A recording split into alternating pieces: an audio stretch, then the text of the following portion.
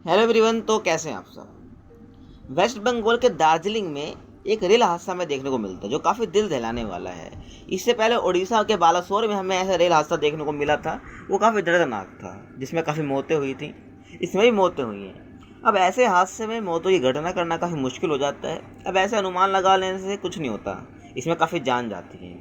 कहीं ना कहीं हमारा जो सिस्टम है, जो रेल मंत्रालय है, जो जिसकी जिम्मेदारी होती है, उस पर ये सवाल उठाती है। इसे दूसरा घटना में देखने को मिलती है। हमारे रेल मंत्री है अश्विनी वैष्णव, तो उन पर भी सवाल खड़े करती है। और जो कर्मचारी हैं, जो लोको पायलट है, जो पायलट है, उनकी जिम्मेदारी पर भी सवाल खड़ी करती है। तो आज पूरा विश्लेषण करने वाले हैं इस हादसे को लेकर आज की इस वीडियो में। तो चलिए बिना टाइम वेस्ट के स्टार्ट करते हैं आज की इस वीडियो को। देखिए, ये घटना पश्चिम बंगाल के दार्जिलिंग में घटी है और 8:55 में घटी है, सोमवार की सुबह। तो उसमें हुआ क्या, जो मालगाड़ी ट्रेन है वो कंचनजंगा एक्सप्रेस से टकरा गई पीछे से।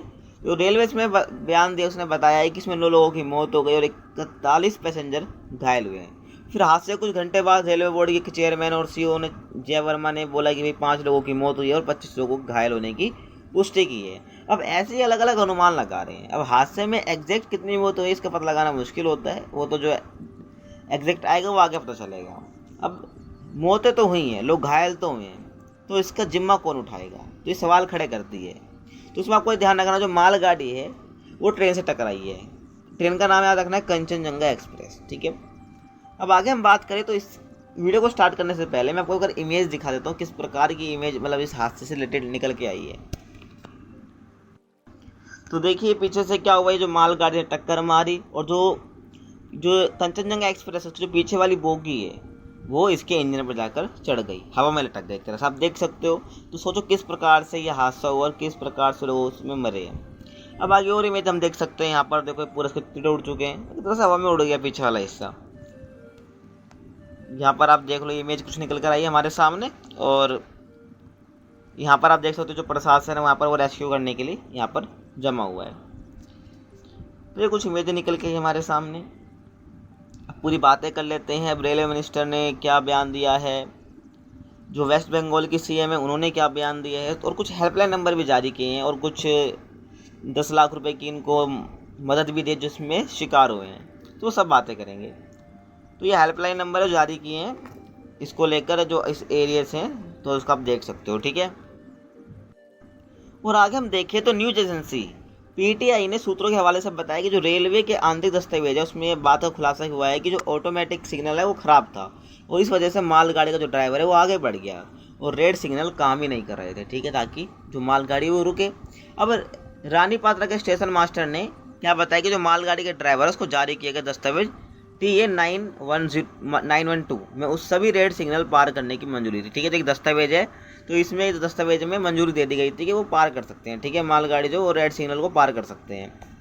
अब इससे पहले रेलवे बोर्ड के चेयरमैन जय वर्मा सिन्हा के मुताबिक मालगाड़ी के जो लोको पायलट हैं उन्होंने सिग्नल ओवरशूट किया। अब उनको तो इसकी मंजूरी दे दी थी इस दस्तावेज के तहत, तो ये गलती किसकी हुई? तो इन्होंने कहा ये जिसके कारण वह कंचनजंगा एक्सप्रेस से टकरा गए और इस हादसे में गार्ड का डब्बा यानी जनरल डब्बा जो है क्षतिग्रस्त हो गया। आपने मैं वो इमेज दिखाई ना, पीछे का डब्बा जो है पूरा वो मालगाड़ी पर चढ़ गया है। और आगे हम बात करें, जब ये हादसा हुआ उसके 3 घंटे पहले से सिग्नल खराब था, जो आपको बता चुका हूँ मैं। और रेलवे के एक सूत्र से पता चला है कि पश्चिम बंगाल में जो रानीपात्रा रेलवे स्टेशन है और सदर हाट जंक्शन के बीच ऑटोमेटिक सिग्नल सिस्टम सुबह 5:50 बजे से ही खराब था और कंचनजंगा एक्सप्रेस सुबह 8:27 पर रंगापानी स्टेशन से रवाना हुई और सुबह 5:50 यानी 50 पर सिग्नलिंग सिस्टम में खराबी के कारण रानीपात्रा रेलवे स्टेशन पर और छतरहोट के बीच रुकी रही। अब जब सिग्नल सिस्टम खराब है, अब तो इसके लिए station master TA 912 return authority जारी करता है, ठीक है, दस्तावेज जारी करता है और ये ड्राइवर को खराबी के कारण यानी सिग्नल के खराबी के कारण रेड सिग्नल पार करने के अधिकार देता है, ठीक है। और रानी पात्रा के स्टेशन मास्टर ने कंचनजंगा एक्सप्रेस के TA 912 जारी किया था, ठीक है, कंचनजंगा एक्सप्रेस को ये जारी किया था दस्तावेज। और ट्रेन के 10 मिनट से यहाँ रुकी रही और 8:42 पर रंगापानी से निकली मालगाड़ी कंचनजंगा एक्सप्रेस से भिड़ गई, यानी 10 मिनट यहाँ पे रुकी रही और जो मालगाड़ी है वो इससे आकर भिड़ गई। और सूत्रों के मुताबिक पता चलता है केवल जांच से ही पता चल सकता है कि क्या मालगाड़ी को खराब सिग्नल को तेज गति से पार करने के लिए TN912 भी दिया गया था। क्या यह लोको पायलट की गलती थी जिसने डिफेक्टिव सिग्नल नॉर्म का उल्लंघन किया है, ठीक है। और दूसरी कंडीशन की बात करें तो रेलवे के नियम के मुताबिक ड्राइवर हर डिफेक्टिव सिग्नल पर 1 मिनट के लिए ट्रेन को रोकना चाहिए उसको, लेकिन वो रुकी नहीं। और इस दौरान ट्रेन की स्पीड 10 किलोमीटर प्रति घंटे की भी होनी चाहिए थी, जो नहीं थी। हादसे के बाद फिलहाल कंचनजंगा एक्सप्रेस अलुआबरी स्टेशन पर है। हादसा हुआ और यह फिटनेस टेस्ट के बाद उसे सियालदेह के लिए रवाना किया जाएगा और सारे पैसेंजर्स को 12:40 पर स्पेशल ट्रेन से सियालदेह के लिए रवाना किया जा चुका है। तो ये मुख्य बातें निकल कर आती है। अब आगे हम बात करें रेलवे बोर्ड के अध्यक्ष जय वर्मा सिन्हा, जो अभी बनी थी, ठीक है। जय वर्मा सिन्हा ने बताया कि हादसे वाले रूट पर कवच सिस्टम नहीं था। अभी जो कवच सिस्टम है सिक्योरिटी के लिए लॉन्च किया गया था 2022 के आसपास, मतलब कि अभी पूरे तरीके से लगा नहीं है, तो इससे सिक्योरिटी बढ़ेगी रेल की, ठीक है। लेकिन अभी तक ये लगा नहीं है, उस जहाँ पे हादसा वहाँ पर अभी लगा नहीं है, ठीक है, कवच सिस्टम। अब इस पर जल्दी काम शुरू किया जाएगा, लेकिन अभी तक हुआ नहीं है, ठीक है ना। इसका प्रचार ये पहले फैला देते लेकिन काम में करते नहीं है। अब तक 1500 किलोमीटर रेलवे ट्रैक पर कवच सिस्टम एक्टिव है, ठीक है ना। अभी तक मतलब कि अब पूरा जो रेलवे रूट है उसमें केवल 1500 किलोमीटर रेलवे ट्रैक है, उस पर ही कवच सिस्टम ही एक्टिव हुआ है। और इस साल के आखिर तक इसे 3000 किलोमीटर तक ले जाया जाएगा। ये इस साल के आखिर तक यानी 2024 से खत्म होने तक ये 3000 किलोमीटर तक ले जाने की बात ये करते हैं, ठीक है। अब जो रेल मंत्री है अश्विनी वैष्णव ने घटना में जान गंवाने वाले परिवार को 10 लाख रुपए और गंभीर घायलों को 2.5 लाख रुपए और मामूली घायलों को 50,000 रुपये की राशि देने की घोषणा की है। यानी कि इसमें कैटेगरी में भी डिवाइड कर दिया, बहुत बढ़िया, ठीक है।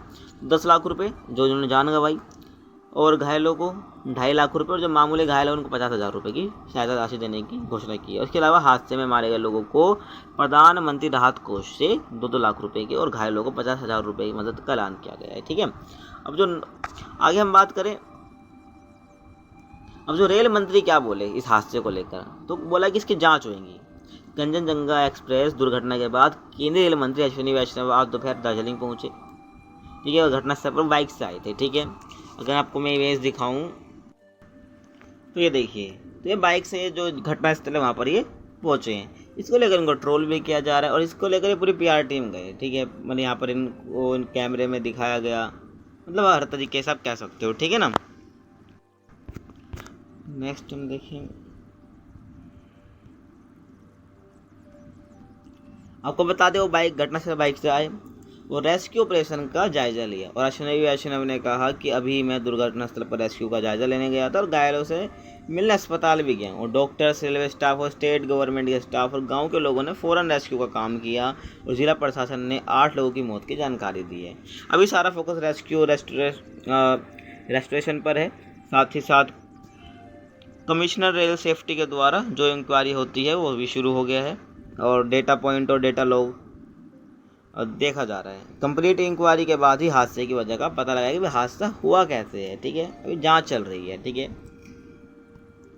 अब ममता बनर्जी भी इसको लेकर बोली है कि रेलवे को यात्री सुविधाओं की परवाह नहीं है, ठीक है। वो आपको पता ममता बनर्जी CM है पश्चिम बंगाल की, तो उन्होंने भी इसको लेकर अपनी प्रतिक्रिया दी है।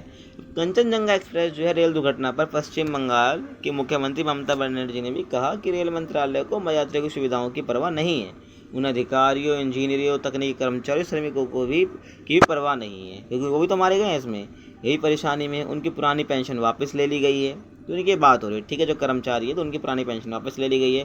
मैं पूरी तरह से रेलवे कर्मचारी और रेलवे अधिकारियों के साथ हूँ, वे अपनी पूरी कोशिश कर रहे हैं, लेकिन इस सरकार को केवल चुनाव की परवाह है। कैसे हैकिंग की जाए, कैसे हेरफेर की जाए, कैसे चुनाव में धांधली की जाए, इन्हें काम करने में अधिक समय बिताना चाहिए, बयानबाजी में नहीं। अब क्या सकते हो, ये हर जगह राजनीति को लेकर आया जाता है और चुनाव का मुद्दा बनाया जाता है, ठीक है।